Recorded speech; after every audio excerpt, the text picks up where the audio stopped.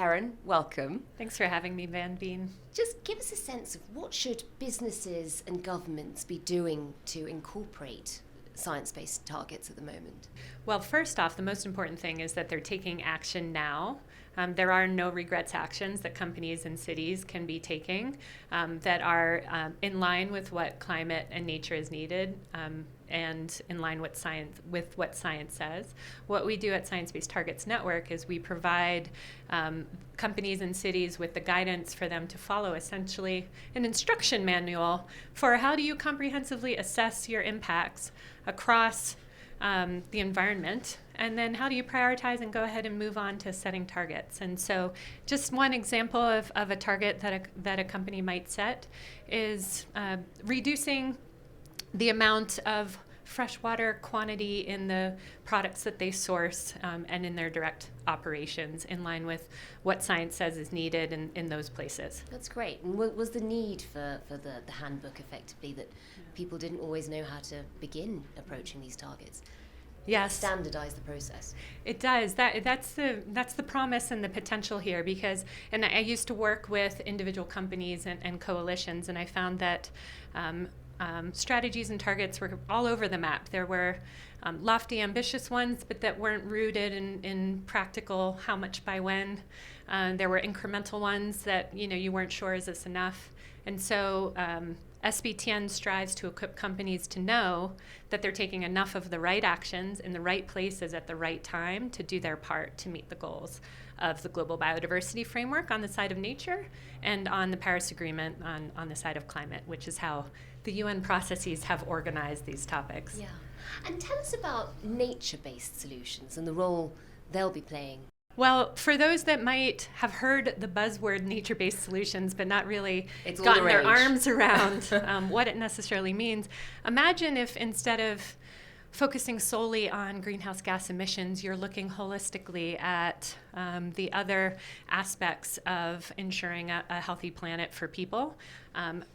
Fresh water availability, pollution, land, biodiversity. That, if you look at that holistically, it presents a whole option set that you don't see if you're just looking at climate. And so nature-based solutions are a way for companies to both meet their net zero targets as well as to be doing their part to stop nature loss. And so if you imagine a company is sourcing in a basin where water pollution is a big issue, they may be tempted to leave and move to another location if they're a sustainability leader, but we don't want that because worse actors may come in. And so instead, if they look holistically, they see, oh, if we invest in restoration of the ecosystem, it will clean the water, and we will have the benefits of better carbon capture, cleaner water, a more resilient bottom line, all by investing in nature-based solutions. That's so interesting. So there is sort of a holistic approach to these targets. Mm-hmm.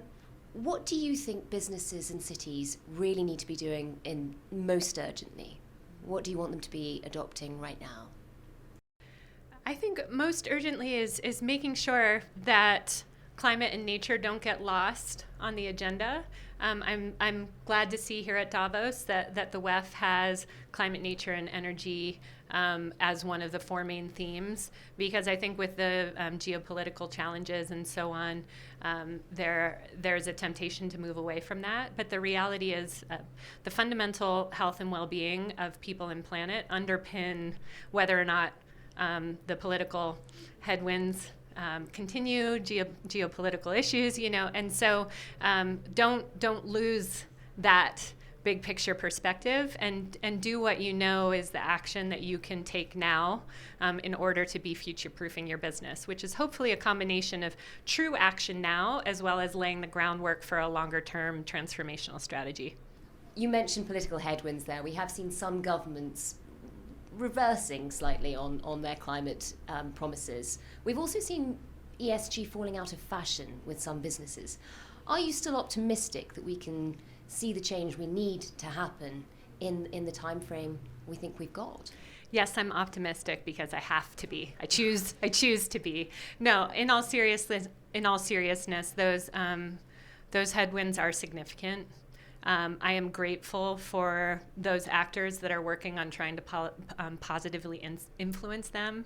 How I can positively influence them is by focusing on what is in my control, which is making sure that what Science Based Targets Network is offering to the world is part of the solution. And so I'm excited to see that we had 55 companies that wanted to be part of our first pilot. 17, we had to cap it because of capacity, so we have 17. But I expect that when we open it up later this year, that will grow significantly. So I focus on them and the impact that they can have, and how that paves the way longer term. And those are the things that are in our control regardless of the way the politics go. Well, thanks for bringing us a bit of optimism there. That's Erin Billman, who's the Executive Director of the Science Based Targets Network. And I'm Manveen Rana.